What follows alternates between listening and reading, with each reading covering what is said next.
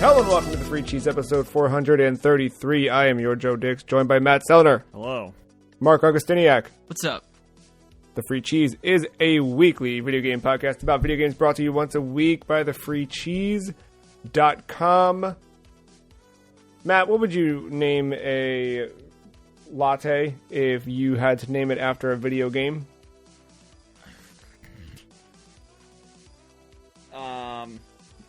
Specific video game or just general? However you interpret the question, I think is a fair... A Mountain Dew latte. Went a little... Alright, very literal, I guess. Mark? Master Chai. Oh, that's good. See, I didn't even consider a pun. I was just thinking it would be called, like, the Golden Saucer. Or something, like, it would pull in, like, a... Yeah. No, the Golden... Or the Master Chai is pretty good. Yeah, I don't... I look to the left at the shelf of what physical games I do have, and I'm like, oh, I'll call it the Lynx Crossbow Training. That seems like a great idea. I'd drink that. Hey, you know what? We're not going to be playing I'd Drink That on this week's episode, but we are going to talk about Xbox mistakes, the best video game controllers, and we're going to have Matt and Mark open Pandora's box. All of that and a little bit more. But first, it's time we talk about our plans for Season 10 of the Free Cheese Podcast. Season 10 sounds weird because we've not really acknowledged seasons, per se, in this here podcast or any of this stuff, but at some point when the idea of seasons came up, I retroactively assigned seasons to what made sense thematically throughout the history of this show. But the Free Cheese turns 10 years old in 2022. And, I mean, obviously this is episode 433, so we've been in it for a little bit. But the three of us have been the core cast for the last 5 years. And I think that slowly we've shifted a bit in what we do for the show each week. And I think most dramatically we've seen those changes happen in the last 3 months. But even over the last year, I really think I can't say that switching to remote recording necessarily caused this shift. I think this was inevitable. But, since we've kind of done that, we've changed a little bit about how the format works and what we do and how we approach building an outline. But for Season 10, we're going even weirder. So, yeah, I'm excited to talk about what it is. And, you guys fill in where I misstep or misspeak or miss something along the way. But essentially for Season 10, what we're going to do is really step away from the hi, what you've been playing, hey, what are the headlines, and what do you think about that headline? And then nothing, right? I mean, most video game podcasts do this exact format. Hi, what did you play? Hey, what was the news? Hey, what are some emails? And that's great. And if you want that, there's, I promise you, an endless amount of hours of those podcasts out there for you to listen to. There's even 9 years of that with the Free Cheese podcast, if you want to go back through all of those. But I think we're not saying anything new. We're not doing anything new or something you're not getting somewhere else. So for us, it's become really redundant. And hopefully you've noticed we've already started to make some of these changes.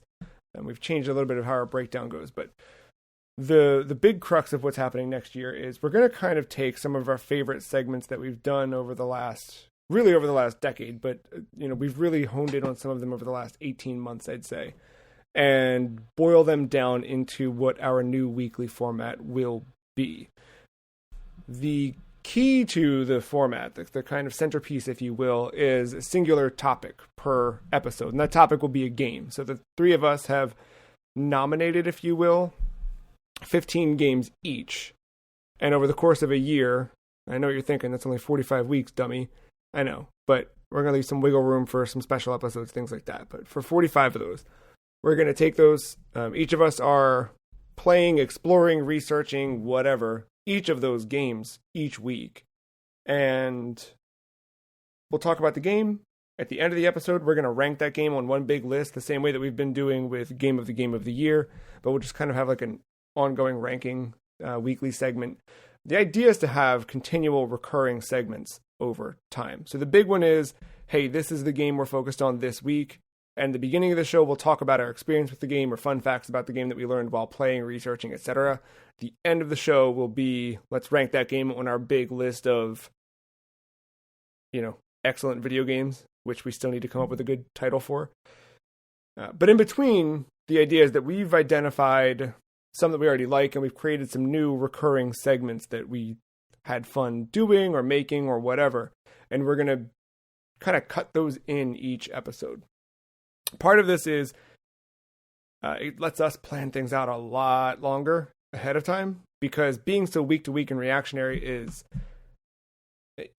again, it's the same kind of thing over and over again, and we can't do a lot of long-term planning, where this allows us to do just that. So we already know all 45 games we're going to be playing. And unless something crazy happens, I don't think that list is going to change. We're kind of locked into what those are and what, we're planning to play. And that lets us start playing some of them now to get ready for it. That lets us decide which ones we would rather watch speed runs of, or approach different, whatever it is. And then intersecting all of that is those segments. Those are going to be anything from, like we did, who would win in a fight? So maybe to tie into the game we're talking about, or to not. I don't want to make it seem like every week is going to tie specifically into that overarching game. But we're going to do who would win in a fight. We're going to do, what are some other, we're going to bring back a trivia segment. I've got a trivia dungeon that I'm mapping out so that Matt and Mark can go adventure through that together again. And we'll make that a little bit more audio friendly this time. I paid attention to what worked and didn't work so well from an audio format on that last one, and I've made tweaks so that it's more fun for the listener as well. And we could talk about more. I'll let you guys talk a little bit too.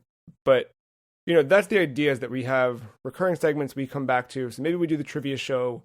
Maybe we do that segment once a month or once every 3 weeks or something. But right now we've got 16 different segments, and then we'll just kind of break those up throughout the year and have them come back ever so frequently, depending on what they are. Sometimes they'll tie into that main theme. Sometimes they won't. The big thing is we have 5 main segments, and those 5 main segments shouldn't take more than anywhere, like 20 minutes tops. But we want to get the show down to about an hour, maybe between 60 and 70 minutes. Because, man, podcasts are long now. We kind of just looked at what are the things that we don't like about our podcast, what are the things that we don't like about listening to podcasts, and what do we want to do to make this more interesting for us and for you? What makes a fun podcast? What else do you guys want to add? I talked a whole bunch. You hit all the things, all the main bullet points. No, it's exciting. I think our list of games that we already know, I think is going to be fun for the listener, because there was no rhyme or reason to the games we picked. It was a combination of we liked it / sometimes you just want to play it, or we never played it and wanted to play it, so we just kind of threw it on there to make ourselves play it. So yeah, it's not like I know we did throughout this year game of the year, but we had a, not that this list doesn't have a purpose, but this one that one had a purpose of this is how we got the games, and this is what we're doing with them.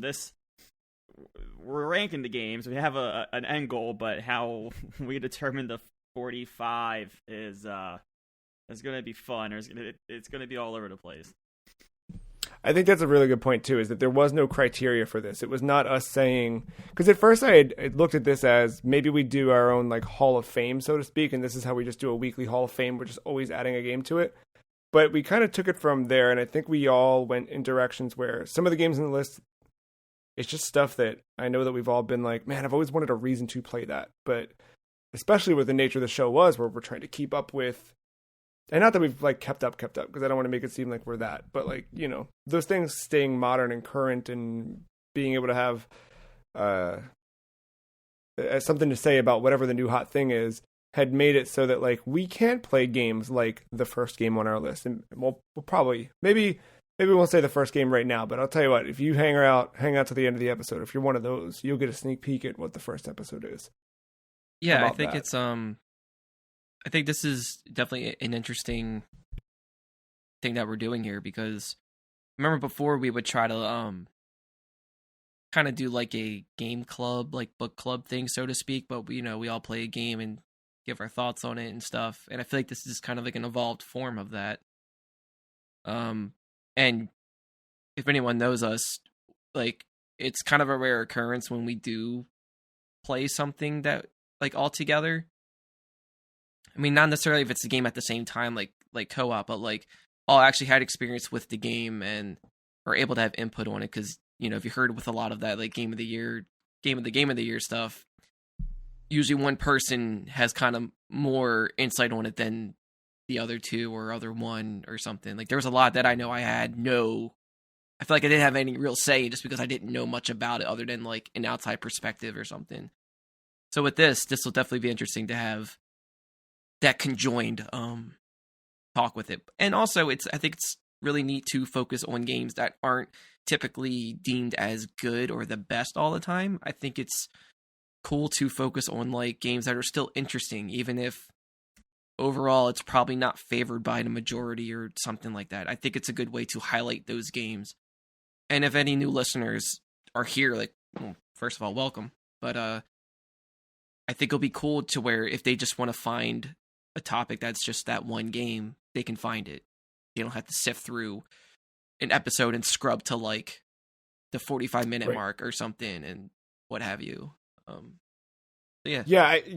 I agree. Like that, I think the game club thing is a part I hadn't thought about this throughout this whole segment. But yeah, we would try the game clubs, but we were always playing what was new and whatever. And especially back when we did game club, we were very much still chasing the kind of week to week, moment to moment. And it was so easy to get pulled in a different direction and not spend time playing that. Kind of like our poor planning on that too. Like we always try to do it and like try to make us complete it in like 2 weeks or something like that. Right. I mean, we knew the list of our games like 2 weeks ago. I think the majority of us have already started cracking into the list, especially the first game. I think we're all in different sections of it, but like at least I've already picked it up already. And I've already gone into a couple different things that I know are coming in like February and March. So yeah, like I just like the head start and all of that, and just knowing when the schedule is for us, I think it's going to really help and make us stay committed to like coming in and just like, oh yeah, I played it for an hour and these are my thoughts, when it really takes at least a few hours for you to get a real grasp of a game in most cases. Yeah, and that's a good point too, because like it's also not just that we know the list and what to play over the next year, but also there's things I'm playing now that are not on our list, but I know that I want a fresh perspective on that, thinking about the game that is on the list, right? Like there's one I'm playing through right now that straight up I will talk about when we get to another game on the list that, for comparison and contrast and whatever. Yeah, I'm really, really, really excited about this. The cool thing, like the game of the year thing was neat, but it was so stuck in these last 5 years. So it's really just games that have been out in this 5 years. We were talking about week to week. This stuff, I mean, like we've got stuff all across genres, platforms, years, decades, generations. Like there's something from across the board. And I think to Mark's point too, hopefully we'll see some people who just type in the name of a game and they find there's a whole episode ready for them just talking about that one. Maybe they'll be disappointed that there's 430 something others that aren't just about a singular game. But and that's always a fun thing about certain shows that do sort of a single game specific focus. For me is like when I get really into a weird game, like when I got really into actually, I'm not going to say what it was because it's on our list, but when I got into one game and I remember looking it up and finding out there was a Retronauts episode about it, I was like, ooh, you know what I mean? Like that was always fun. You could just kind of have fun with that game with other people. So I think that's it. If you guys want to add anything else, please do, but that's kind of everything right now. We're still making some tweaks, but just I'm looking forward to it. I think this was a natural step in our evolution, and please look forward to it. Yeah. You want to pitch you want to throw out one of the new segment ideas? Should we do that? I think we can do that. I named 2 old ones that were coming back, but I can throw out a new one if you want. Yeah, so I don't think we have like official titles for these, right? Like these are just kind of like we know what they are, but to the listeners, I'm like, what?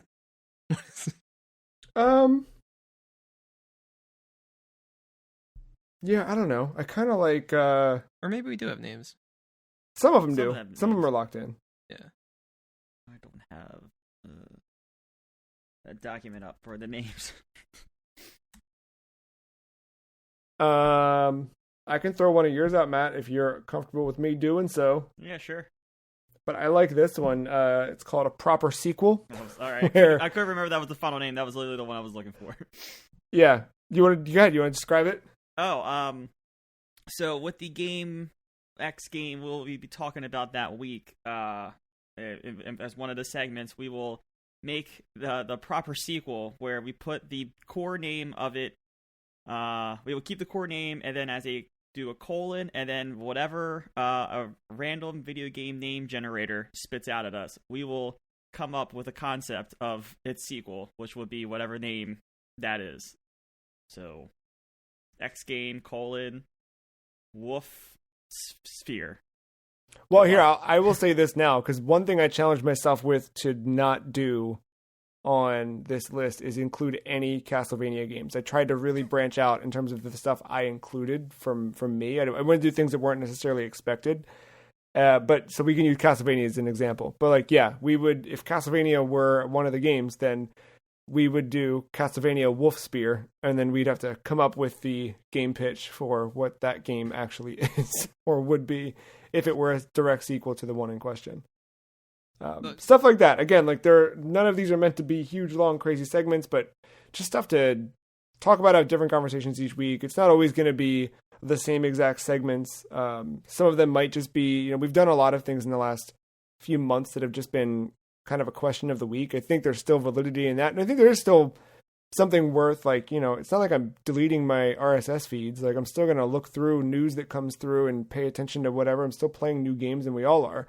But instead of trying to shoehorn it into the conversations we want to have, let the conversations happen and let those things pop up where they make sense too. So, yeah, but I'm excited. Yeah, that's to go with that. I like how we're approaching it, because it's not just sharing our thoughts, but it's the way we share our thoughts with the games, and it really gets to show what stood out to us with it, and it'll just be interesting to exchange what we each take from it. Yeah, especially some of these that either some of us love or don't know that we love yet, or I think like our backgrounds and the games, like this is kind of going with what Mark said. I mean, look, 3 times this year we did end up playing the same thing, but like, how many different video games we all play this year, and it only ended up being like 3 core ones that we all kind of played around the same time. So like, we all have our different styles and things we go to in a pinch, and I think you see, like, I think some of the games when they come up that episode, you're gonna kind of automatically know who probably threw that one into the pot, but like there's some things that like you or Mark put on this list that I know I would have never played until it was on this list where I kind of had to play it. And not that it's a bad thing, it's just not something I would have gone back to or go to at any point. Yeah, so I'm excited. That's our 2022 plans.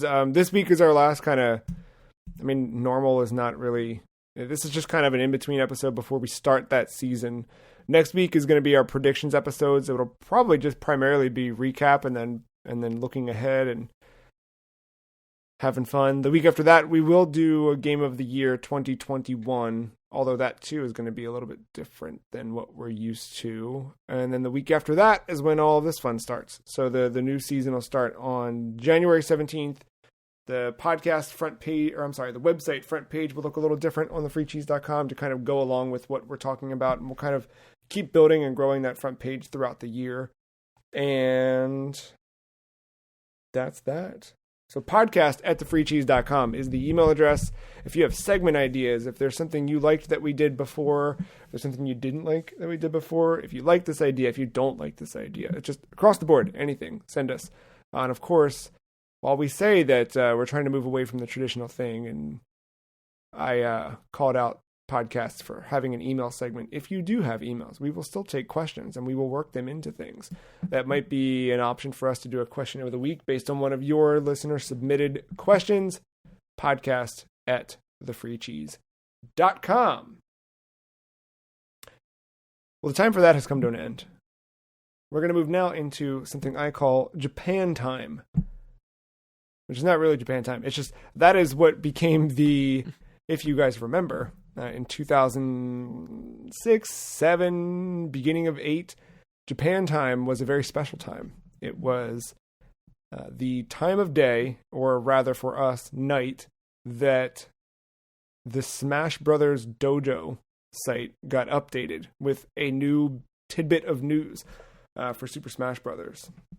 I just listened to an episode of the Video Game History Hour from the Video Game History Foundation, and they interviewed Push Dust In is the online handle, but he runs Source Gaming, and Source Gaming's done a lot of localization work for like Sakurai's Famitsu columns and things like that, and they were talking just about how involved Sakurai has been with the actual community side of Smash Brothers, and talked about Smash Dojo, which I think originally launched for Melee, happened again for Brawl, happened again for Wii U, and then in smaller ways, it kind of just turned into his Twitter account on for Smash Ultimate. But I just thought about back in that time, like, I don't know if you guys followed this, but I remember Monday through Friday, you'd wake up in the middle of the night, and like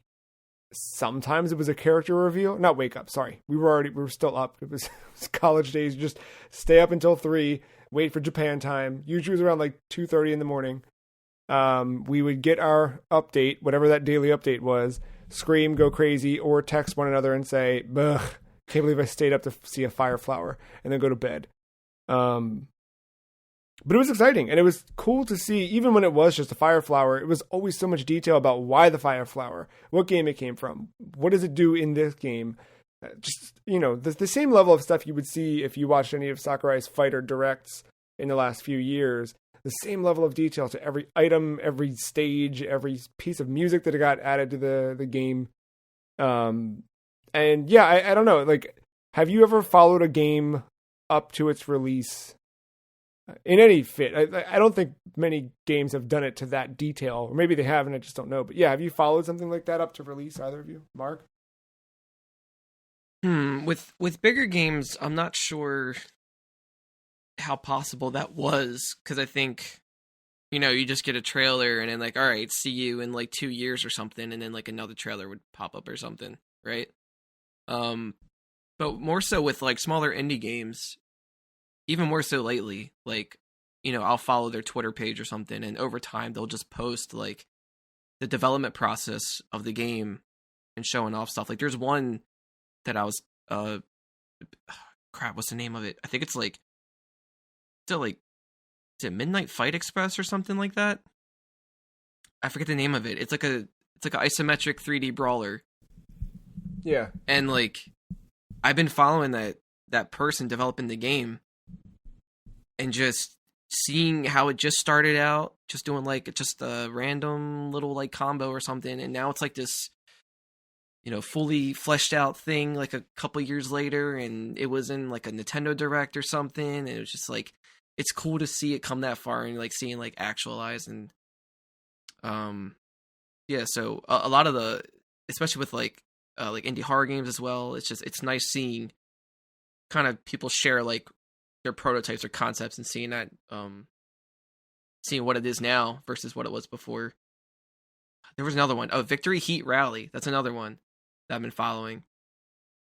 and that it's just really cool to see that stuff. But like with bigger games, I don't know. I think Smash Brawl was like the one at that time. I don't think I had quite the finger on the pulse with a lot of games like that back then. It's kind of a new idea. I think lately, what was it? I'd say depending on the game, it kind of works in its favor, but other games I don't think it does. Like, what was it Shin Megami Tensei 5?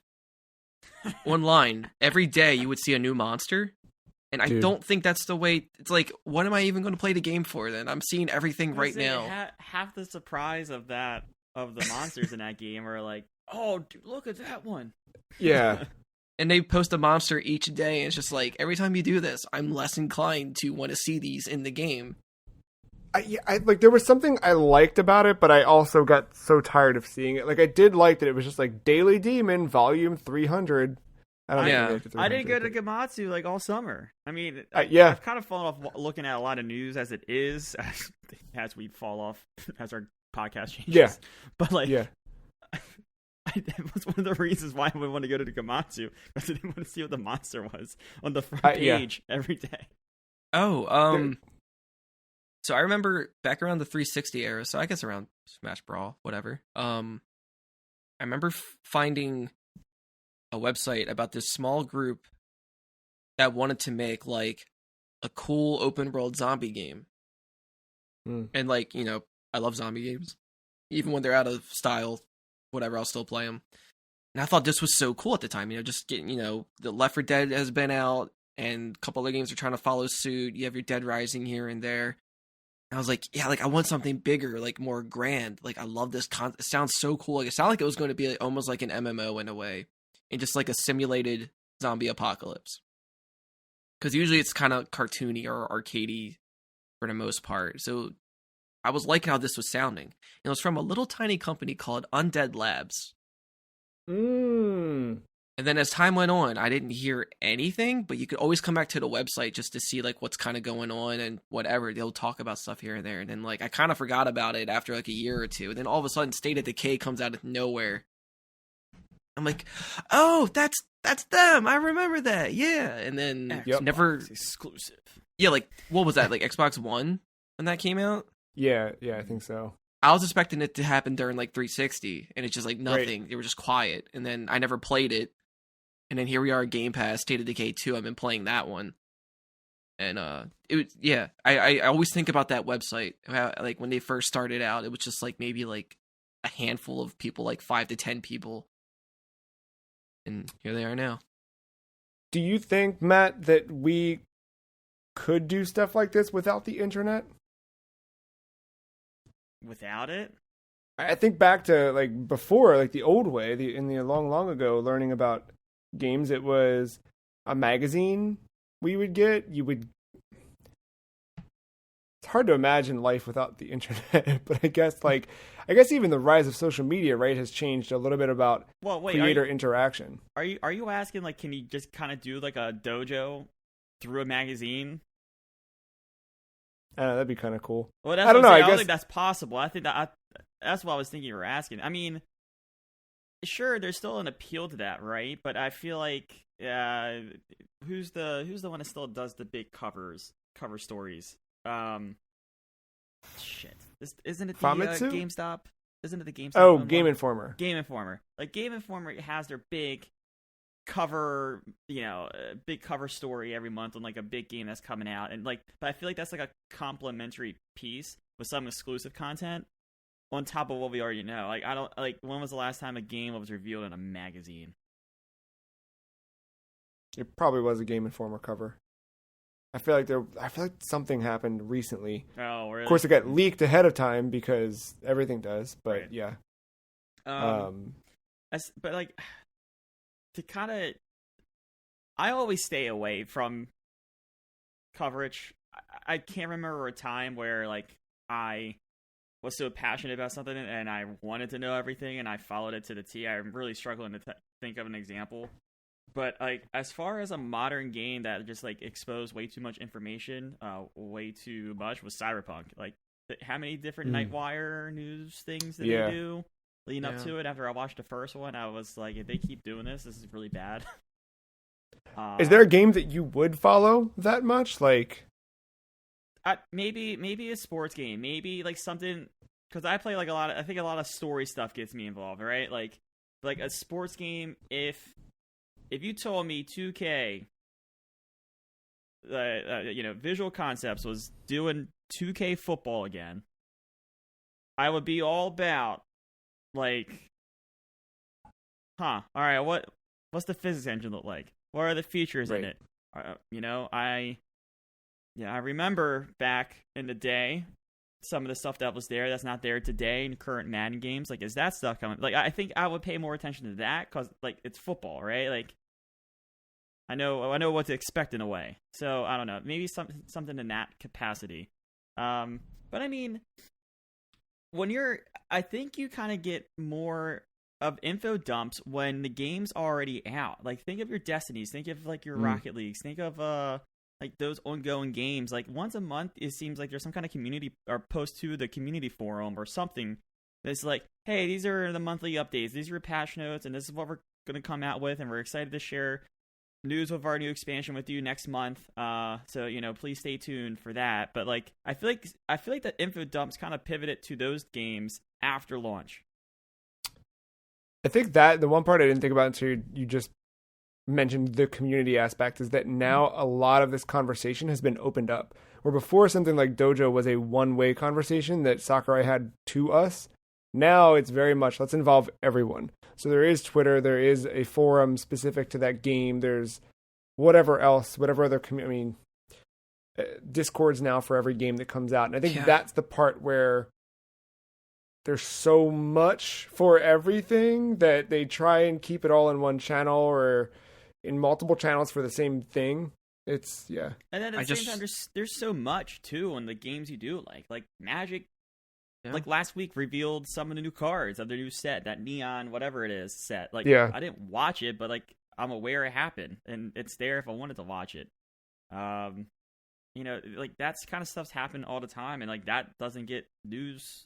Not all that stuff gets big old news stories or appearances on IGN or something like that, because like, one, it is, Magic's probably not getting all the clicks, but like, I think the community does not go to that kind of website for the news because they know where to get it. Yeah, it's true. Now we're in an era of like just video presentations for dedicated stuff now. But I just remembered one.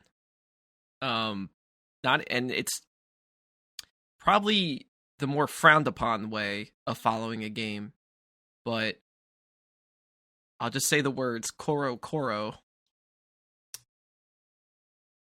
And like Pokemon, whenever anything Pokemon got leaked and they were trying to hide it or something, or you had to wait for the Koro magazine to reveal like what the next starters were going to look like, right? Or anything. Like the internet goes crazy with that shit. Like, they will go to any means of just like finding any way they can leak the stuff, and Nintendo and Game Freak have their ninjas that try to hunt these people down and shut down their websites and everything. But I definitely was like keeping a close eye with that type of stuff when that was happening and was more prevalent. I also remember, we'll close out on this, Nirvana, and that's like Nirvana, the sequel to Valhalla, the cyberpunk bartender game. Yeah. The Nirvana game, they've been really great about doing. If you go to their website, because every now and then I get an itch to play that, and I'll jump in and just do like a couple conversations in that game, mix some drinks, because it's just kind of pleasing to mix drinks in that game. I like the interface for that.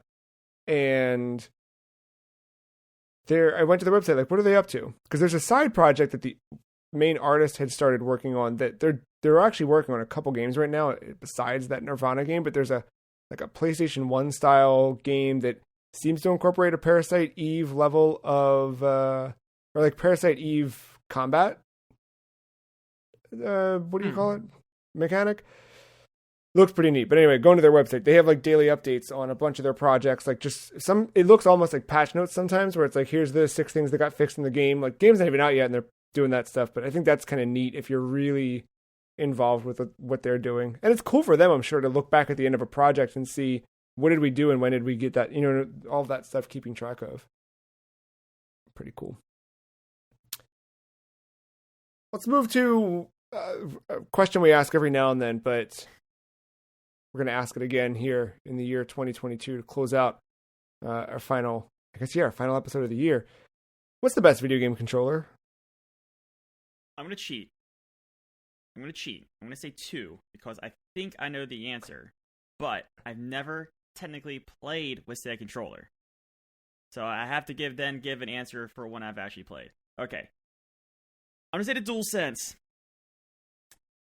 I like that controller a lot. It's got a good weight. The games that use the vibration, it's real good.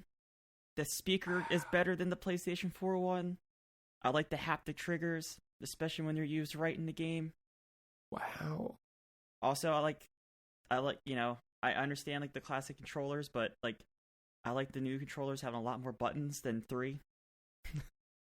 I like triggers a lot. I've come to learn. Yeah. I've always been a fan of the DualShock stick placement. I don't like the what's the word I'm looking for? Not adjacent. What's that? Asymmetrical? Yeah. I've never been. I think I just grew up with the DualShock, so I'm just so used to it. Not that I can't use an Xbox controller, but I think I prefer the sticks there, personally. But I think the answer for me would be the Valve Index controller. Huh. But I've never used it, just because of all the functionality and what the possibilities of it. But yeah, never used it, so I can't say for sure that's the one for me. Well, it's only 3 buttons on each controller. I don't know. Technically, infinite buttons, right? Depending on what's programmed. Yeah.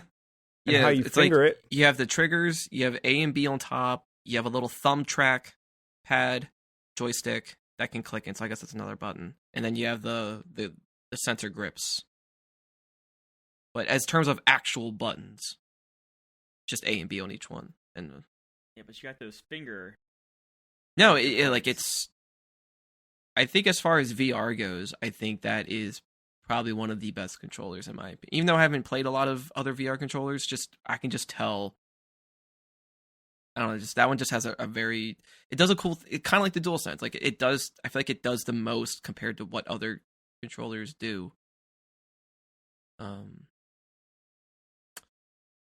And see, when I guess it's another question we just kind of just perceive however we want to perceive it, or is it like this is objectively the best one, or is it like what's our favorite? I guess go with what's your favorite. I mean, yeah, I'm kind of being. I always try to be openly vague, so you can kind of answer this answer these how you want. But I'm kind of curious to hear what your favorite is and what we think is probably the best controller. Yeah, because like this one probably isn't the best, but the GameCube controller will always have a soft spot for me. I just like how wacky that is, and yet at the same time, it feels good to hold to me. I don't know, man. Like, usually I'm not a person who rests their fingers on triggers on a lot of controllers, but for that one, it just works. And I love the different pressure of the shoulder buttons. I love that you can like softly, and then there's like that good click. And like, had that not existed, I probably would have said the PS2 controller. But over time, PS2 controllers they get those stuck shoulder buttons. And I've dealt with that for so long. Oh yeah, you gotta give it a little shake. Yeah. On James. So. I don't know. But I also like the asymmetrical placement. It feels right for my thumbs the way I hold stuff, and I like that. If I don't have to look at it, I mean, I know you could probably for the most part just memorize where buttons are on a controller after feeling it for so long, but I liked how distinctive the face buttons are on a GameCube. Like, I know which ones are more important than the other ones. Like, X and Y are always going to be like not your primary buttons. It's going to be like secondary stuff, especially Z. But knowing that A and B is just right there, and I don't know, it just the D-pad is whatever. Never used a D-pad, but I feel like Nintendo just needed it, and ever since they were the ones who kind of It's a great D-pad. invented it. It's just it's in a weird spot and small, a little Yeah. small. So it's whatever. Like I can deal without it. I like that there is just a start button. Yep. Oddly enough, I do just like that. So yeah, that one still has a soft spot for me, but yeah, I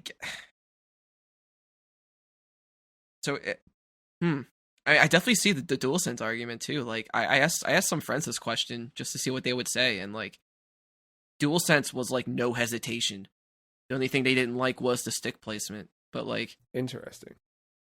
I think Sony has done a good job with their D-pad, especially for fighting games. Like that's where I give them credit the most. I think they've always had the best D-pad, in my opinion.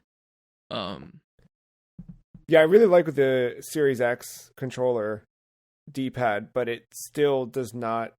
I played with the DualShock 4 for the first time in a long time. I still haven't touched the DualSense. I almost bought one, but I was like, nah, I'll just wait until I have a PS5 and just do it proper. But yeah, like the DualShock 4, man, for fighting games, especially Tetris, it's super, super good.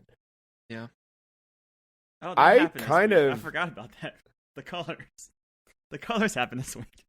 Yeah. Right. Yeah. Yeah. See, that's what happens if you don't pay attention to news anymore. Someone has a controller already. Well, true. Pre-order. If we're going I think the PS1 controller, the original, before the analog sticks, you had the extra triggers, you had all 4 face buttons you needed. I just think it felt good to hold and still continues to feel good. I didn't spend as much time with a GameCube controller, but for everything you just said, like the shape of the buttons, like there's so much like specific design, and not that the other controllers didn't go through design. Like I'm not trying to say that, but like the idea that like the A button is the most important button in this, it's right here for you. The X and Y, like I do love the way they designed that. The right stick is less important. It's super important, but your primary stick is movement. Like there's a lot that went into that, and I too have the affinity for the middle bottom. I always just with DualShock, like that's where both analog sticks felt right to me. But now after, a year of primarily playing either Switch or Xbox stuff with the asymmetrical sticks, I do like it better. If something about it feels right, to the point where like playing my 2DS actually stinks now, because I love the way the 2DS feels, but the D-pad's at the bottom, and most of the games I'm playing on there, I'm using the D-pad rather than the slider, because I'm mostly playing DS games on the 2DS. And that slider's too high up. It's like I kind of wish they were flip-flop. Anyway, I think my answer is PS1 controller. Objectively, the best. I mean, the Sega Saturn controller has 6 buttons and 2 triggers. So, you tell me who won. Dreamcast has a VMU. See, that's also a very good point. Man. It might be the Dreamcast controller. Oh, yeah. You spoke about controllers, all of them going through design things, of course. Not to do hold on. Just kind of you know what? I never played with that second revision Xbox controller. The original Xbox, like the Xbox One S controllers. That's what it was called. I'm sorry, not Xbox One. The Xbox S controller. I never played with that, but that looks like it was pretty good. Yeah, it was. It's pretty comfortable. It looks like it has a good shape, good hold, good everything. I mean, the 360. So. I mean, it probably the revised controller was probably the payment for the Xbox 360 controller, but I mean, I do like the Xbox 360 controller a lot as well. That's a really good one. There was a good while where I loved Mad Catz' like micro GameCube controller. Oh, I remember that. Oh, I know which one you're talking about. It was like a tiny clear, yeah. It had a macro button on the left side, and so I guess you could do like, I don't know what you could do with that exactly. I don't know if it was like combined inputs for that button or something like that. I never figured it out. It did break over time. It didn't last long. And, I had to I got to a point where I swung it and broke it and shattered it on my porch or something. But after so it doesn't have good longevity, but I love Especially the way not that when one you take it to felt. concrete. Yeah, but no, it had cool grip, and Nintendo Oh, I stopped. forgot about the little grip one. Yeah. Like Nintendo stopped doing clear shit for some reason. Besides, like the Switch Pro controller. I know. That's I barely was talking clear, about it's too those. dark. Yeah. Well, I talked about the new DualSense the other day, and I was saying, hey, it comes in purple, and was asked, oh, like a clear purple? Nope. Nobody does that anymore. It should, though, man. Everything else from the early 2000s is coming back. Why aren't we doing this? Well, I know. the anniversary controller for Xbox is clear-ish. True. Yeah, okay. And I got the Forza controller too. That's You like got clear that? You did? yellow in it, right? Did It has you some buy clear... it? No, I didn't. I'm sorry. I just meant like in general. Oh. Like they have like that has like clear stuff in it, and the Yeah. Death Stranding controller for PS4 that was a Oh, yeah, that one was all clear. pea-colored, and yeah. Well, there's a DualShock 4 that is like clear. You Yeah, see the yeah, guns, yeah. Yeah, so Sony's still doing it, more Not or yet. less. Yep, right. I guess the Switch Pro controller is kind of smoky see-through, but it's not quite. Dark. Could Can't see be anything. better. Could come in like 6 Yeah. colors and Yeah. be better. They just rely on the third parties to do that now. Yeah. I will ask you guys, do you want to take a quick shorty, or do you want to roll into the next segment? Don't matter to me. Yeah, we can roll if you want. Let's roll if you want Merry to. Christmas. Let's keep rolling. Fred Durst. Limp Bizkit. Yes, dude. All right, partner. It is time to open Pandora's box. Or Pandora's cube, if you will. Before me, have 3 boxes. You each can choose one. The contents of the unopened box will be lost forever. But the contents, whatever you open, will be unleashed into video games. So choose wisely. You have left, middle, and right. Okay. Are these your left? This is important. Is this your left, your middle? Well, I guess I don't. I mean- you're right. Let's just do 1, 2, 3. I'm going to hold up 1, 2. I can't hold all 3. I only got 2. So, I just assumed you were hiding your beard. yeah, you know. The other one's hovering So- around your crotch. I'm a little concerned. Basically, what I did here, there are, inside each thing, right, when we unfold it, there's going to be an item on each side of the unfolded cube. So there's 6 things inside that you will unleash into video games forever. Oh, okay. Ooh. 6 of these things will be lost forever, but you're going to collectively bring 12 of these into the world. Okay.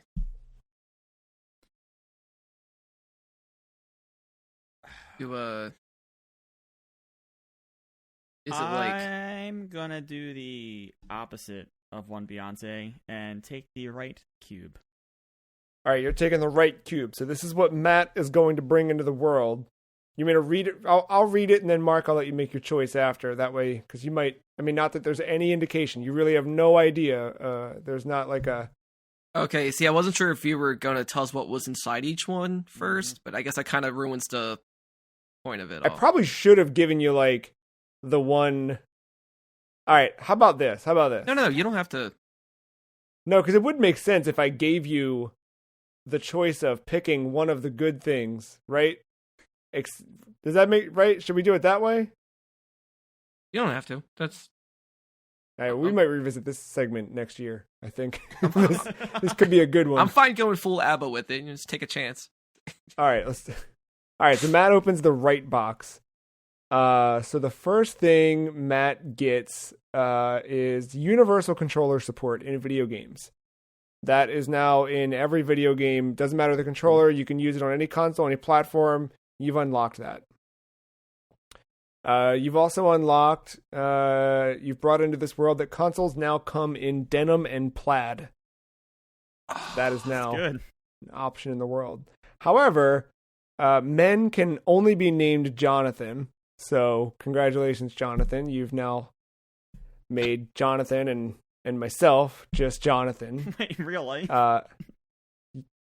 This is what Pandora's box says, man. I don't know what to tell you, Well, Jonathan. You said this the is contents number- of this box are what you unleashed into video games. Yeah, just video Well, games. video games are life at this point, right, Jonathan? I don't. Number 12.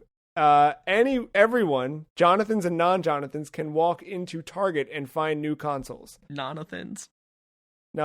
So what's great is you've now made it. You've eliminated scalpers by opening this box, so that's fantastic. If you want one of the new consoles, just go get it. Number 2, you've eradicated the Battle Pass. Congratulations. And number 9 on our list here. You've also brought to the world the Virtual Boy 2. Oh no, that's worse than the Jonathans. Hey now. Is this one just in blue tints? That'd be an interesting one. Yeah, I think I know how to tweet Is it this called segment. the Virtual Jonathan now? I think it has to be, right? Yeah. No, the Virtual Johnny, because it's a boy. Right. Jonathan, I'm sorry. Jonathan, would you like the box on the left or the one in the middle? I feel if I take the left, that's being too symmetrical here. So I'm going to take the middle. Okay, do you want to know what you unlocked or what you locked away forever? I do. Before that, you said that Jonathan eradicated battle passes. Yes. Do one of these other boxes bring it back? See, this is where a little bit of long-term planning would have gone a long way, rather than. I assume it doesn't. I think it's just gone. I think we could spin this into a more interesting segment in the future. But for now, this is just kind of. You know what? I think the bad stuff is more interesting. So let's start with the good stuff. Okay, so, well, it's not necessarily good, but the stuff that you've now brought into the world. So you picked that one. So Konami is going to make games again. All right. Wow. Mm-hmm. Silent Hills is back. They don't have to be good. Just keep that in mind. The implication, you know. Let's see. Also, now, there's free soap with the purchase of any video game. You get to choose your own flavor. That's fun. PlayStation is going to offer full backwards compatibility. Full. All of it. Oh! I brought back Konami and killed Jim Ryan? Guess what else you did? F-Zero sequel. Wow. Looks here, though, like Law & Order SVU is the only television show. I don't watch TV anyway. And modern controllers now draw inspiration from the ColecoVision rather than the Famicom. Which, for listeners without a memory of the ColecoVision controller, it looks like a TV remote with a dial at the top of it. Right, okay. And that's kind of what we're all playing with now, so. Okay. All right, and then, so the box that Jonathan's didn't pick, it would have brought arcades back as a viable option, given us Star Fox Zero 2, added a claptrap cameo to every video game, made it so that all video games require food or drink purchase to unlock additional content. And the idea here is also that basically you could play the beginning of it, but if you want chapters 2 and, you know, the rest, you need to turn in some sort of code from whatever food you purchase. 6-piece nuggets. Yeah. Mm-hmm. Here's your Bloodborne 60 FPS 4K remaster. And a Parasite Eve remaster. Would have also happened. But those are now gone forever. Those will not ever happen. I'm so sorry to tell. I got Konami and F-Zero. It's pretty good. All right, I know how compatibility. I can just play Parasite Eve now. See, it's true. Yeah, I'm gonna have some fun with that segment. I think over the next couple months. Also, every killer in SVU is Jonathan, so we know that now. So that show's spoiled. Can't wait to see the credits roll in that one. Jonathan T. That'll be all right, what is the next mistake from Xbox? Did you guys watch that Xbox documentary? I'm most of the way through. I did not finish it. I'm in the Red Ring episode still. Okay. So I mean, that's a great point. They talk about the Red Ring. Like they talk about the Red Ring. They talk about the Xbox One thing with Jonathan Matrick when he ran the company, and they just talked TV. And they go into the lows as well as the highs with this whole thing. And I thought that was pretty, they also did it, I think, without kind of holding anything back. Like you could have done that story as a corporate documentary and said, yes, we had an issue with the red rings, but they go into like why these mistakes were made, when they found out about the mistakes, what, the morale, the feeling, the whatever, Bonnie Ross says, I had to get 3 replaced myself. This was not a good look. And I worked at Microsoft. It's very much, I felt like it was candid. And I think that it was neat to see the lows as well as the highs. It seemed like the entire history of Xbox has always been this kind of group of people, just humans, doing a thing together, overcoming all odds, every obstacle along the way. Like they had, from the start, they had opposition from Jonathan Gates, Jonathan Balmer. But they pushed through and persevered. They got it off the ground, turned it into the business that it was. And then, of course, like right after the launch, it's like, well, also all the way to launch, it's like failure after failure after failure. Then it launches, and then Halo's really great. And then, okay, where's Halo 2? And then like, that's their first kind of like, wait a second.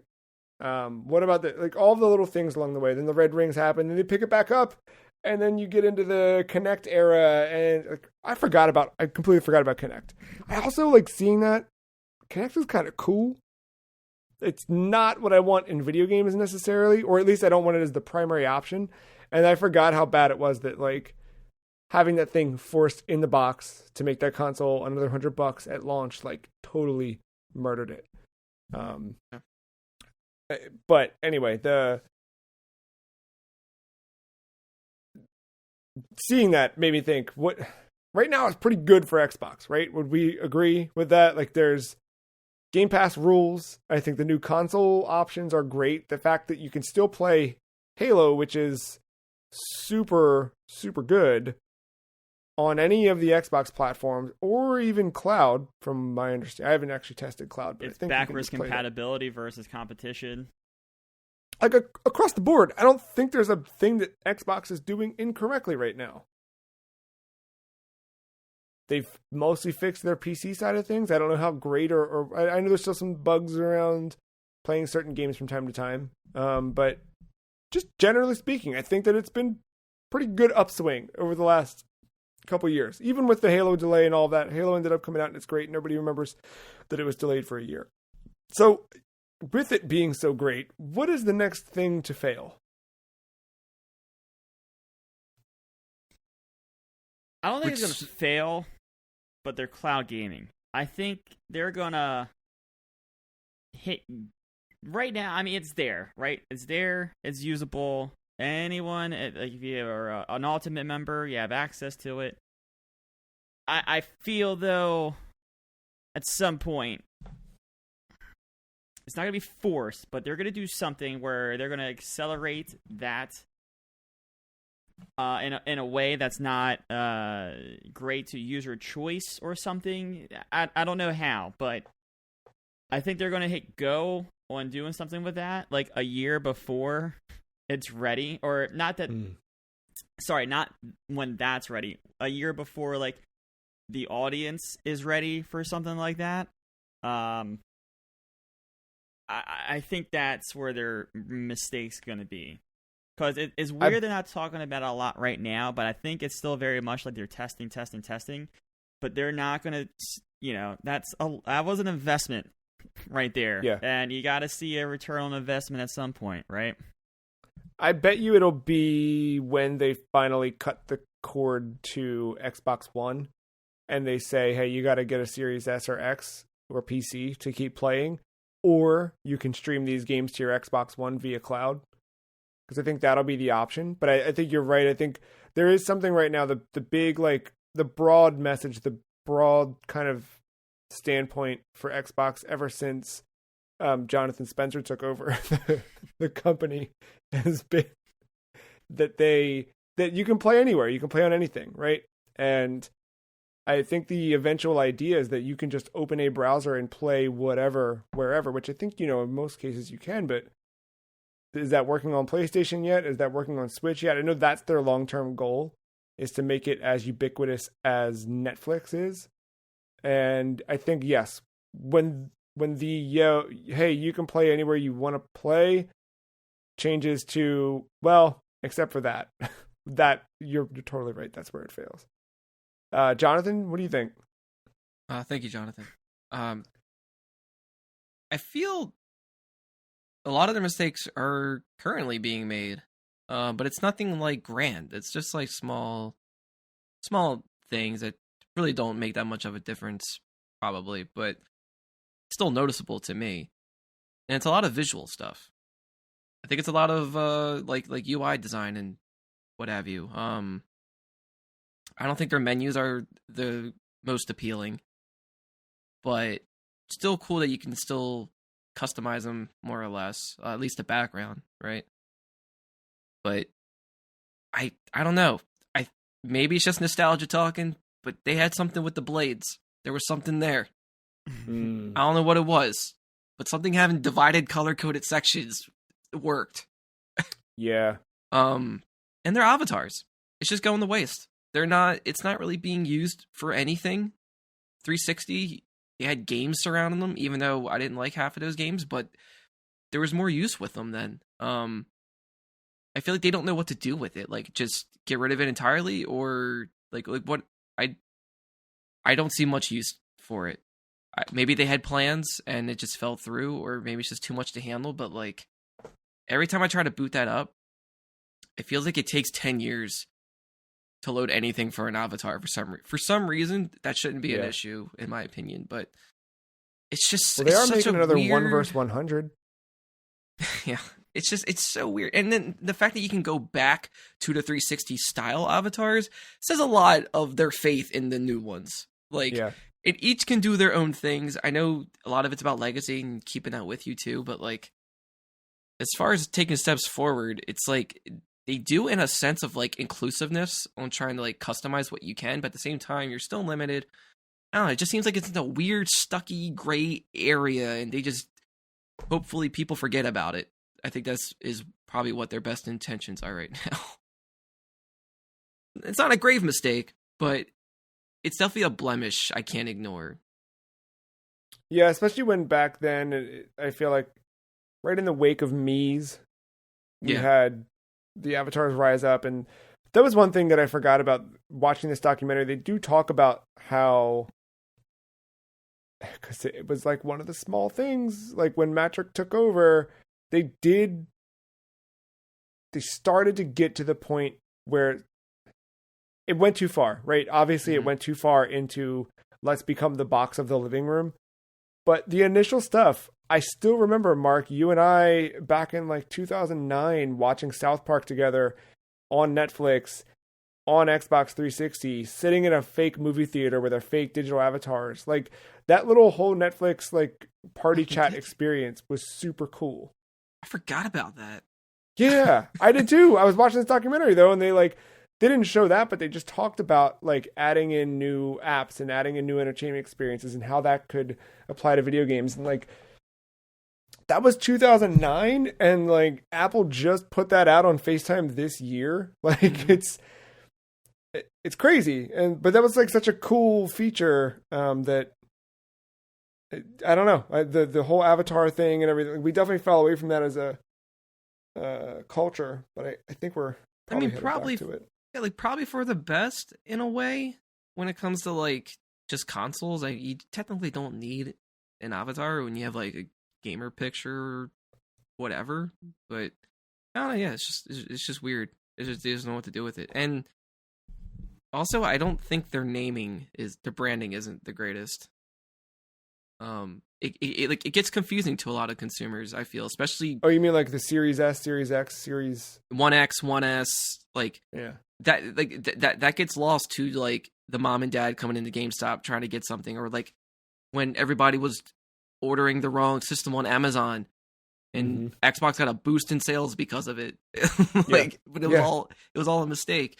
And to us, it's simple. We can figure it out, but like PlayStation has done it right so far. Just slap a number and move on.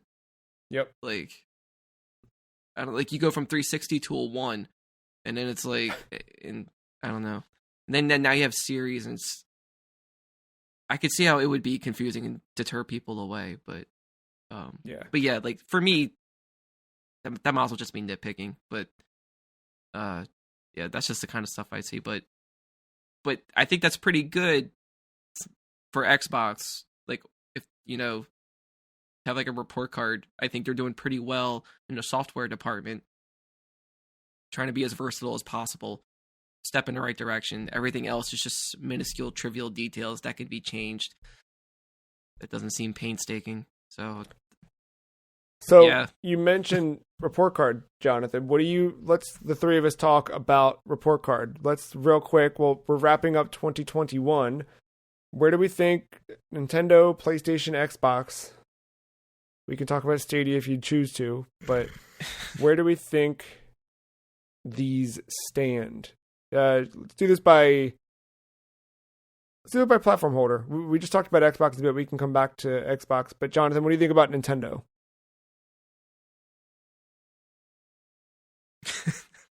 Jonathan. Which one? Jonathan.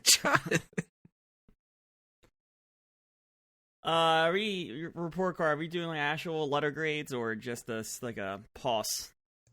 Yeah. How you feeling about Nintendo? Yeah. All right. I think they found their market, right? I don't think they are chasing the middle of the living room. I don't think they necessarily want the highest powered machine out there. I think they found their little niche with this hybrid thing. I think they've seen reinforcement that they found a market with Valve's little new toy, as well as some other things that have come out, like the Nvidia's thing on the go. I think they're happy where they're at. I guess it was a low year in terms of software, brand new software. You had Metroid, that was brand new. Shin Megami Tensei, that's exclusive. I mean, it's not them, it's exclusive. At the end there.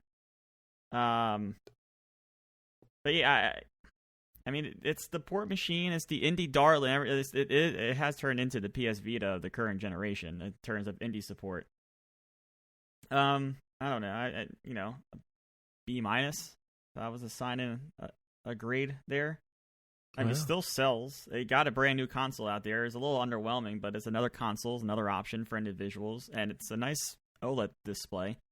It's not like it's a piece of crap. It's just it wasn't the 4K thing, but it's not priced as a 4K thing either. It's a $50 bump, which is an option. So, yeah, like a B-, I guess, somewhere around there. Yeah, I think for me, the highlight was Monster Hunter Rise, but that's coming to PC in a month too, so it's not necessarily a Nintendo driven thing. I mean, yeah, first party stuff was kind of light this year. It was remakes or even the new stuff, even the Metroid, which was obviously the thing that, how long have we been waiting for Metroid Dread? But it's kind of like one and done. Like I enjoyed it. I had a good time with it, but I don't know. I never thought that I'd be more excited about a Prime game than a 2D game, but I think I'm more excited about whatever Prime 4 ultimately becomes than that. And yeah, I would say I'm moderately happy with Nintendo. I miss some of the weirder Nintendo. And again, they didn't put out a lot of software. I think, honestly, if you talk about all three of these, I don't think there's a lot of software in general. Looking at the mainstream of mainstream, looking at the Game Awards, those final nominees, like, looking at that list, it's like, man, yeah, we didn't have no video games this year. It was a lot of the good stuff was in the indie space, third party space, or stuff that got left over from 2020 and didn't make the cut last year. But You go B. I'll go with a B minus. B minus seems nice. Still all around fine. I don't know. I'm trying to think if there's anything that. Yeah. Smash had a good ending to it. You know what I mean? We got that this year. So all right. See, I was gonna go C plus. We'll go B minus. Jonathan, what do you think about Nintendo? Hard C. Hard C. Maybe C minus. Whoa. It's passing. It's all good. Like, yeah, like they definitely found their audience. They know what they're doing hardware wise. You know, they have some games, but at the same time, I don't like a lot of their current practices, especially compared to what they've done before. Like, you still have a lack of themes. You still have a lack of music. You still have shitty online service. That's now worse. Oh man, the more you talk, the more I can see Jonathan's score coming down from that B minus. You still got a damn phone app for voice chat that kicks you out of a game every time you have to rejoin. They charged you more to play a couple more games if you so choose to have it.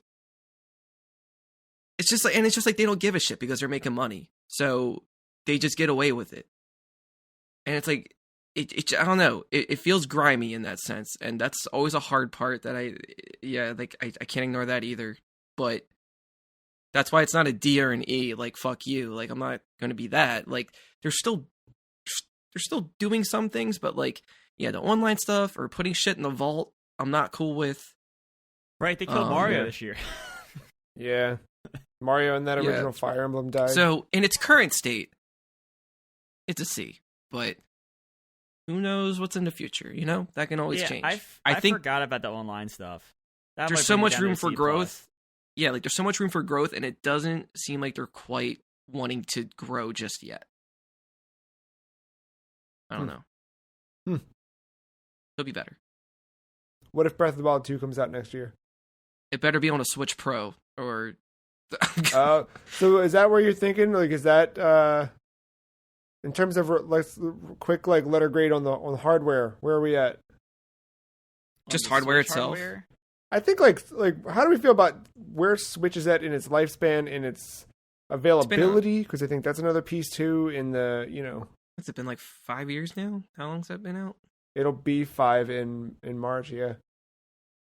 And like, I don't know, like honestly, in terms of where they're at. It might seem high, but I'm gonna give it an A minus. They literally carved out a whole new market in video games, and it's working. And there's options at different pricing tiers that they work well. Yeah, maybe you can't play 1-2 Switch on a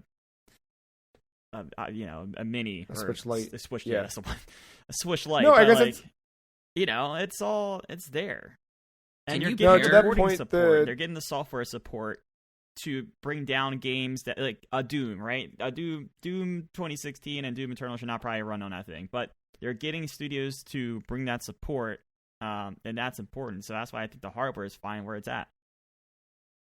And I think too, while I'm the first, I kind of asked that question, I kind of led that question a little bit, but like playing Monster Hunter looks smooth, plays smooth on that thing. Like it doesn't look bad at all. Like I was worried, especially after getting a Series X, and seeing like how that stuff can look on a 4K TV and whatever. That like, oh man, I'm never gonna touch the Switch. But no, man, the Switch stuff looked great. Outputting at 1080 and all that, played well, ran well. Let's move to PlayStation. I'm curious to hear Jonathan's thoughts, since you and I are the ones without a PlayStation 5 so far. I was talking to Jonathan. Apologies. That's okay. I've had very little experience with the PS5, but my time with it didn't get a chance to get too comfortable. But I can already tell. Well, no, that's not true. I used a DualSense the whole time when I was playing Dark Pictures anthology, House of Ashes, and like it. I think the controller is great. Never really got to like navigate the menus and stuff like that too often, so I don't know how well all that is. The trophy system, I don't know if that's really great. I've heard some minor complaints about how that is set up or portrayed with like how it pops up or something like that, or it could potentially spoil things. I can't remember. Oh, weird. Maybe the other way Talking around. about those tiles, I think that maybe it depends on the game because remember, I think the devs are in charge of that. But yeah. But I haven't really heard too much of like, oh, this game runs ass on a PS5. I haven't really seen that argument anywhere. I guess the way I'm going to rate PlayStation, and maybe I'll ask of you as well, is like gauge your interest level, right? Like, do you feel like the stuff that came out in 2021 has pushed you toward getting a PlayStation 5? You know what's come out? Great question. But no, like the only way I'm going to be, like I said it before, the only way I'm going to be interested in a PS5 is if somehow Silent Hills is resurrected and is exclusive to that system. Yeah. That's what it's going to, or like there's potentially like another like, what's that? They're not called Team Eco anymore. Yeah. The Japan studio or something like that. Well, Japan studio is dead. It still might be Team Eco. Yeah, but yeah, whatever Ueda's game is. Yeah, like his team, like if that is strong enough to pull, I don't know. Even I'm not sure. Yeah. Damn, I don't know. I probably have to get like a PS5 Slim or something. Yeah. Yeah, just right now, just with consoles in general, I'm just not too. If it's like, Nintendo might be the only exception because I'm biased, I guess. But and you can't get the Nintendo stuff anywhere else. Where outside of a few exclusives, you can kind of do everything you can on PlayStation and Xbox on PC. What's your final letter grade? I think I'm gonna give this one. I'm between B plus A minus. Higher than Nintendo. Interesting.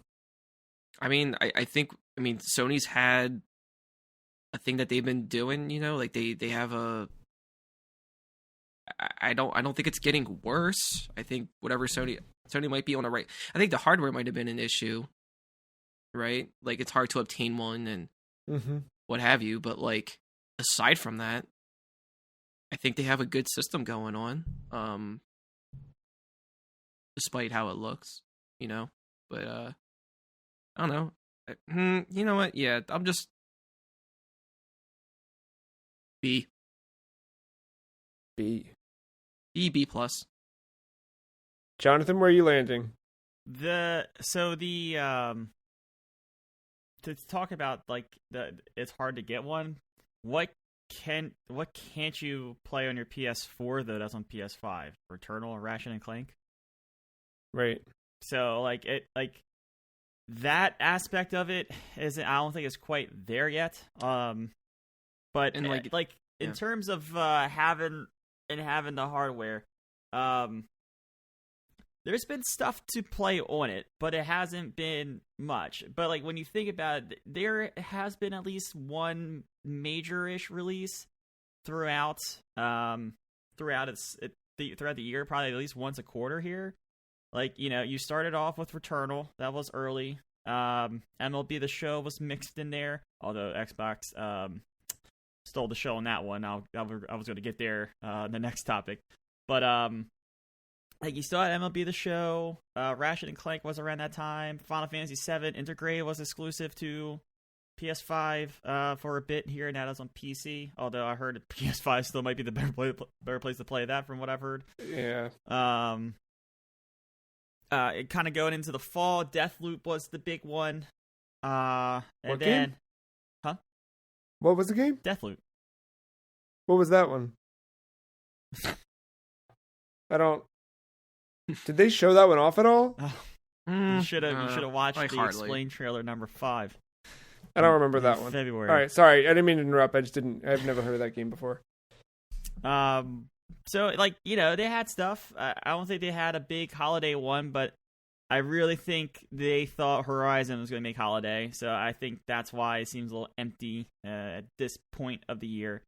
But, I mean, it's got the third-party support. A lot of things a lot of things have come out with like the PlayStation logo in front of it.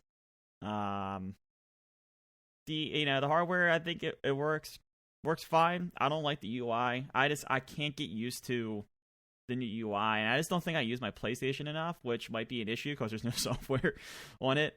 As a PlayStation 5 user, as someone who got it day one, I do kind of feel burned that there's not more exclusives on it right now. But I guess that's like a catch-22, because if you're someone who can't get a PS5 right now, at least you're not missing out on anything super, super major at the moment.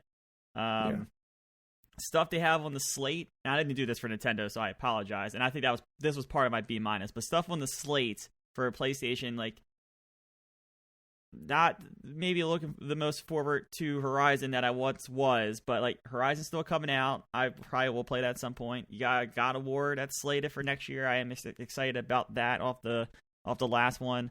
Don't want to get into any prediction. I don't want to spoil my predictions for next week, so I'll hold off on that. But I think things are looking up for the software part of it next year, and a big part of it's COVID. I don't think it's all software. It's not just like PlayStation first party. It's like EA's not making deadlines, Activision's not making deadlines, indie developers aren't making, like, everyone's affected. Yeah, nobody. Yeah.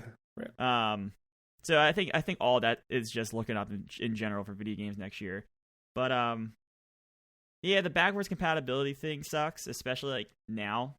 I didn't think about it then, but like now I've been thinking about it a lot more. Like, why can't I play something that's on our list on my PlayStation on the big TV? But that's fine. What would you specifically be chasing? Not the game specifically, but like when you think of backwards compatibility in PlayStation and it sucks that they don't have it. What do you mean specifically? Like PS4, like, 3.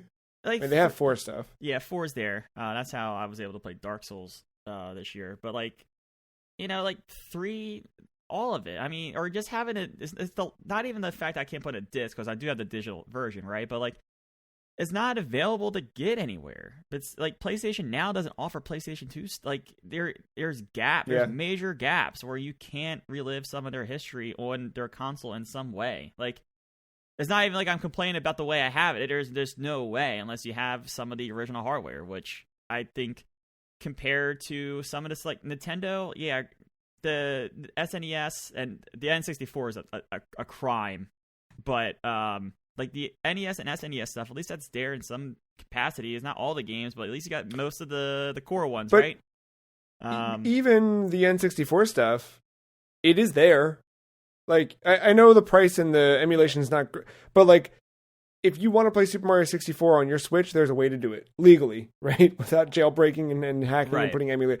There's straight up, Nintendo has sold you a way to do that. Ocarina of Time is on there. Majora's Mask is on the way. Like, it's all happening where if I wanted to play, what's a first party PS1 game? Siphon Filter. Twisted Metal. Siphon Filter. Can't play any of them, right? Like, not happening. I mean, I say that, I know on that negative note, but I mean, like, you can't find a PlayStation 5 because shortages, of course, but like, it's in demand still, and you can tell it's in demand still because the eBay prices are still outrageous. They haven't come down. There's a fine console, just software needs to get there. I think that's why I think I'm around like a B, maybe a B plus. I mean, I like the hardware, but this isn't 2020. This is 2021. We've had the hardware for a couple months at that point. Mm-hmm. Like in the launch titles, the launch titles were involved in this. It was to be a higher grade because it'd be more games. But yeah, no, the 2021 release slate, which it should be, release window. It just, I think it's just bad time with COVID, though, at the end of the day. I can't put too much fault because the rest of the industry is in shambles with that stuff. It's like a mix between that and it's still fresh. Mm-hmm. Well, how about Xbox? How do we feel about that letter grade-wise? I mean, releases this year, we had Forza, we had Halo, we had... I feel like we had a lot of Game Pass first titles. There were a lot of things that, like Matt said, with MLB The Show, you could get it somewhere else, but it was Game Pass first. And that wasn't just MLB, that was a huge one, right? But there were a lot of games that were like that, where not that I felt compelled to play on a different platform, but the fact that it was right there on Xbox on Game Pass, I didn't have to play anywhere else, was very, very nice. Yeah. And you know what? Yeah, go ahead. Just your review here. They had a multi-million-dollar purchase that is going to kind of shook up some. What was this year? Some future games and where they're landing. And that's why, I'm just going to be upfront. I'm giving Xbox an A, and a lot of that A is something I said on air a couple years ago when they were at that E3. And they were just saying, "Oh, we bought them. Oh, and we bought them. Oh, who's next? Oh, we bought them. Oh, that team. Oh, yeah, we bought them too." It was going to take 3 or 4 years to start seeing the dividends of that. Well, we're starting to see the dividends of that now. That Hellblade game looks incredible if they can pull off that gameplay looking like that. You got that. I don't know if it's going to be 2022. That might be a stretch, but they got that cool vampire game that they showed off at E3 that that could be fun. Yeah. You got the entire slate of Bethesda games. Not only, you got the stuff coming forward, which, you might, depending on who you are, you might be excited for Starfield. I think I'm undecided on it, but you got that backwards catalog onto Game Pass. You got your Dooms, you got your Fallouts, you got all that stuff there now. As a Game Pass member, and you say, oh, you have to be part of Game Pass, but we talked about the services on the other consoles. All right, yeah, you still have to pay to play online for PlayStation and for the free games with Gold. You have to pay for an extra tier to get N64 games, but you have to pay for access to the SNES and NES games. Mm-hmm.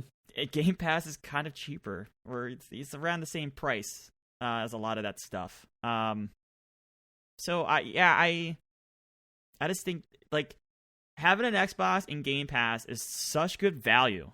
Seriously, it's such good value. I don't feel pressured to spend a $70 on the $70 game with an Xbox, exclusive or anything like that, or what's soon to come out with half the things. And then that's the things that the things that are going to come to Xbox Game Pass. Sometimes you get those special reveals out of nowhere that that's a new game and it's going to come to Game Pass. You had your 12 minutes. I didn't play it, but that little indie darling that was on Game Pass. Not Stalker. Oh yeah, it is Stalker, right? The sequel, it's not out yet, right? Yeah. No, not out.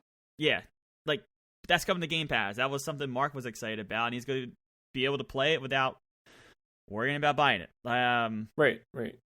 Yeah, there's a lot of possibility in the way they position themselves with all their new studios and stuff, and most importantly, we just kind of talked about it, they're in the good faith of gamers' minds right now.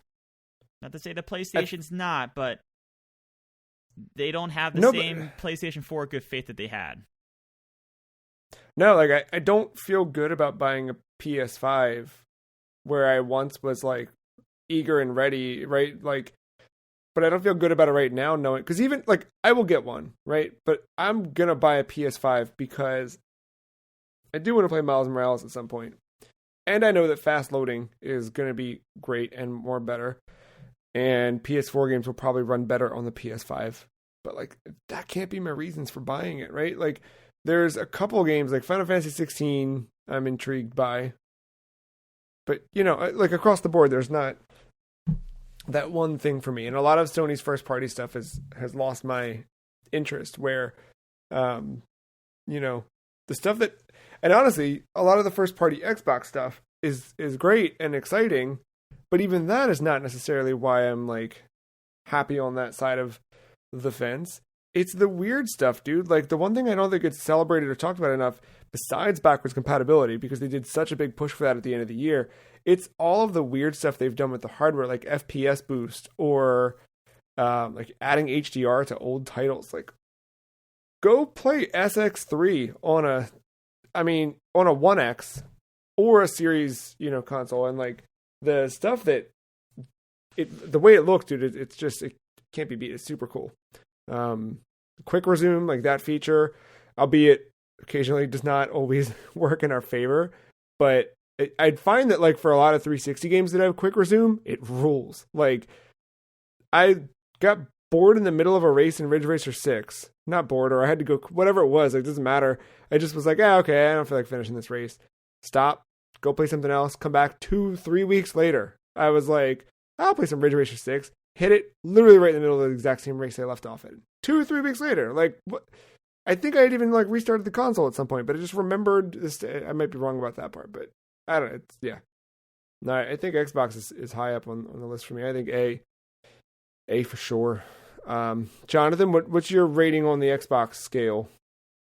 I'm gonna also give it an A. So I'm echoing what both of you have said for sure. I agree with that. Concur all the way. But crossplay, has been a big factor for me, and PlayStation does it here and there, but that's also kind of a problem in comparison. Like, there were some games where a friend had to buy it on PC or Xbox because they already had it on PlayStation, but PlayStation wasn't allowing crossplay on that specific platform. And the way that Xbox has been aiming towards, trying to be as accessible as possible, just having Game Pass and being able to like play Halo Infinite with you two, and I'm joining an Xbox party through my PC. That stuff. It feels so normal and commonplace now, but like, could never thought to do that before. And I think that's such an important feature now. Like with all that, so I think what Xbox has been doing, software wise, has been the most impressive out of the three. And I just hope they keep up with that. And like, imagine getting an Xbox like Series X or S for Christmas, and Game Pass is only $1. Right.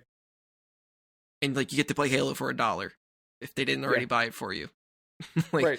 Or anything for that month. And that's if you care about the campaign. I mean, remember, you don't even need to pay that $1 for the multiplayer.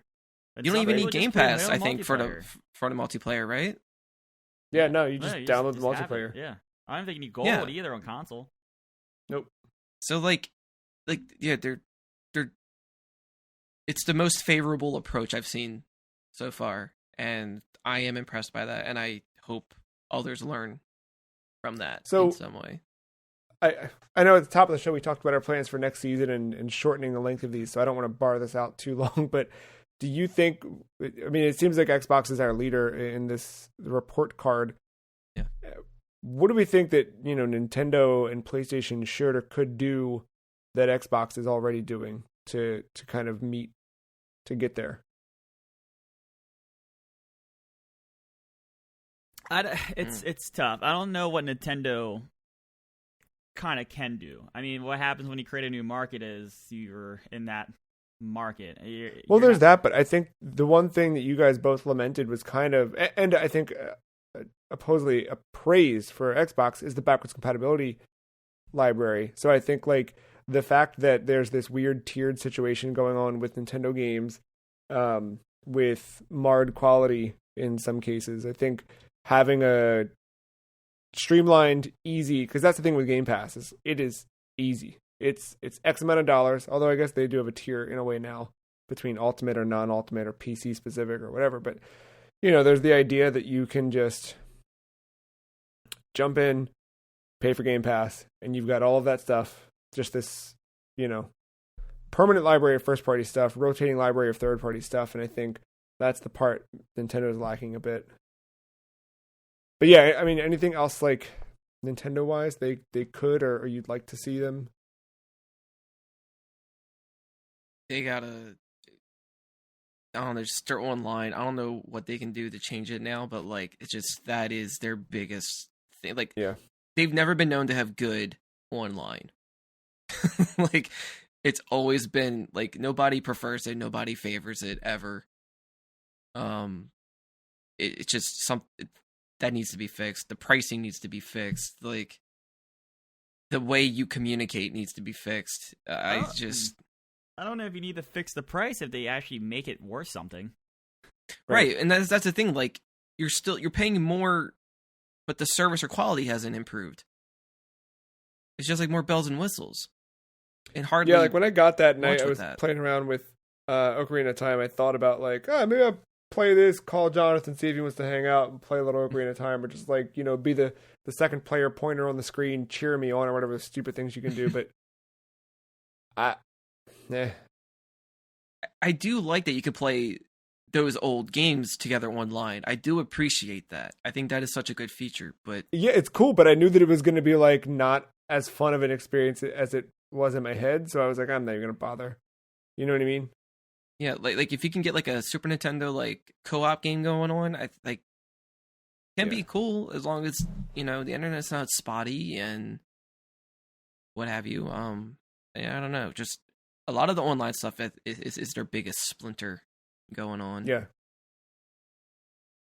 How about PlayStation? What could PlayStation learn from Xbox in the next year? I think they're already moving towards it, but they won't. They'll do it half-assed. They need to get their own Game Pass thing going. Yeah, some major exclusivity. I think they need to help. It's weird, right? But like they that's won't. such an They opposite won't do thing, it the same but though. They won't put their first-party stuff on their day one. I mean, that will never happen. But like, yeah. Man, I wish they would do something cool with backwards compatibility. That would kind of get them back in like the good graces. I think. Not like I said, they're not in good graces. I just feel like that rah PlayStation 4 hungry is gone. Yeah. And I feel like if they did the backwards compatibility, it would feel a little bit more of like that. They're hungry because you see they're falling behind in a market or, you know, in a segment. Like I said earlier, I don't think it's their fault that there's no software. I don't think it's anyone's fault. It's the hand that we've been dealt with. Yeah. I just think once the software comes and like you can actually buy a PlayStation 5, I think that will help a lot. Their services can do a little bit better, but you know, we've gone this long without backwards compatibility with them. I'm not gonna like totally torch them for not having it because they've gotten so used to it. It's like I think it's like my argument with the Nintendo's Online. I'm just so used to it by now. Yeah, it sucks. I acknowledge it, but like it's just part of it. I know we'll never have a theme that's not black or white. It's like Xbox is in a unique situation with like having older titles and then also making room for newer titles and like having the exclusivity. It's like they're kind of checking off everything in a way. But for PlayStation, yeah, like I don't think it necessarily the backward stuff would be nice, but I think it also needs to stand out and it needs to show that it is a next gen system and not have that stuff kind of hold it back in a weird way. Yeah. So I think if PlayStation's just kind of safe right now, I think it just needs time. It just needs time to grow. And I think it will. It needs a car game. Mm-hmm. Well, we'll be back next week with more of the Free Cheese podcast. Next week's our predictions episode. So we're going to look back at everything we thought was going to happen in 2021. We'll look forward for 2022. Before that, we promised longtime listeners and full-length episode listeners we would give them a taste of what's to come in Season 10. Mark, do you want to tell the kids at home? Oh my gosh, I'm so sorry. Yeah, who are you talking Jonathan, would you like to tell the kids at home? I can't believe I broke it. Do you want to tell them what game we're going to be playing for our first episode of the new season? Well, you know, to make an omelet, you gotta break a few eggs.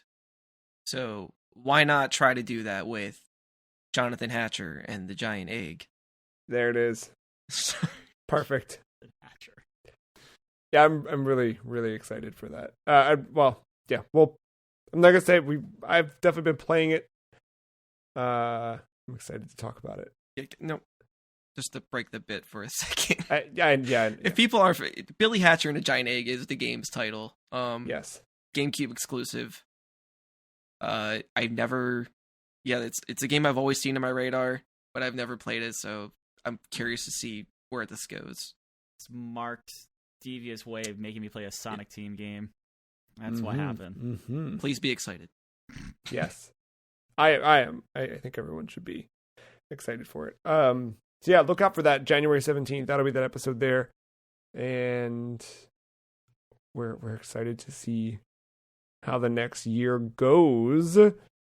Until then, hope everyone has a fantastic New Year's celebration and joins us for the next adventure. You can follow everybody on Twitter. Jonathan is at aug_mental. Jonathan is at MattyIce131. You can follow the Free Cheese at Some Free Cheese Podcast at thefreecheese.com is the email address. I'm going to be playing a little bit more of the aforementioned Billy Hatcher and the Giant Egg this week. I've also been playing some Marvel's Spider-Man, and I don't know what I beat that Halo campaign. Just hanging out, man, playing games. Jonathan, what are you getting into in the next week? I'm gonna be finishing up Inscription. I think I'm closing in on it. I'm getting close. If I think it's still the sales going on, but I got it through Epic. They give you a $10 off coupon, like automatically, and the game is like $15 normally, so you can get it for like $5. I think it's worth the $5. And yeah, very, very interesting game. So looking forward to finishing that one.